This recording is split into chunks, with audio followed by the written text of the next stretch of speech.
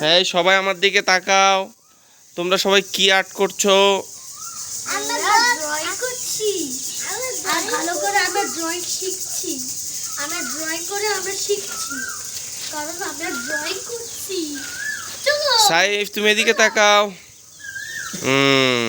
তুমি এদিকে তাকাও। হ্যাঁ, ভেরি গুড। এটা একটা কাঁথা করে তারপর উলুট করো করো করো। আমাকে দাও। Try.